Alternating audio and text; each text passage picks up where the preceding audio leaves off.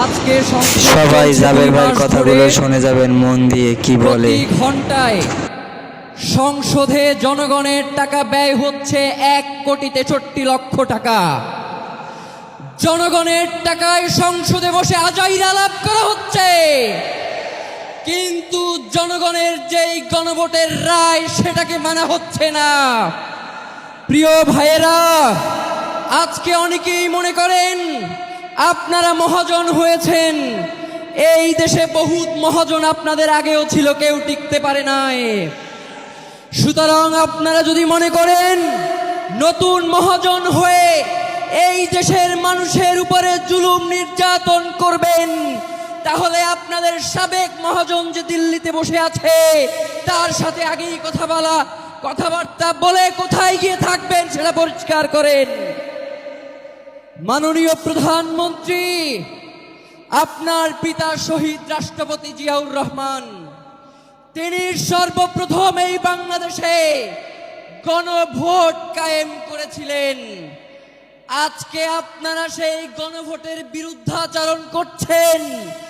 আপনারা শুধুমাত্র গণভোটের বিরুদ্ধাচরণ করছেন না, মূলত বিএনপির জন্ম যেই গণভোটের মধ্য দিয়ে আপনারা তো নিজেদের জন্মকেই অস্বীকার করছেন। প্রিয় ভাইয়েরা, দেশনেত্রী বেগম খালেদা জিয়া তিনি যেই সংবিধানকে ছুঁড়ে ফেলবার জন্য বারংবার তার বক্তব্যে, তার কথায়, তার দাবিতে তুলে ধরেছেন, আজকে আমরা দেখতে পাই সেই সংবিধানকে চাটতে চাটতে তার দল বিএনপি ক্ষয় করে ফেলছে। সুতরাং যেই বিএনপি তার শহীদ প্রেসিডেন্ট জিয়াউর রহমান, যিনি এই দলের প্রতিষ্ঠাতা, তাকে স্বীকার করে না, যেই বিএনপি বেগম খালেদা জিয়ার কথা রাখে না, সেই বিএনপি তো তলাবিহীন ঝুড়ি। সেই বিএনপির কোনো মেরুদণ্ড নাই।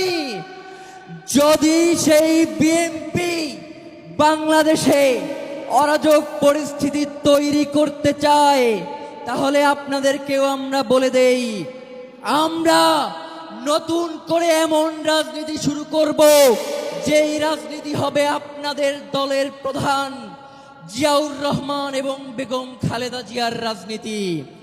প্রিয় ভাইয়েরা, আমরা পর্দার আড়ালের কোনো শাসন দেখতে চাই না। আমরা জনগণ যাদেরকে ক্ষমতায় বসিয়েছি, প্রধানমন্ত্রী বানিয়েছি, আমরা তাদের সাথে সরাসরি কথা বলতে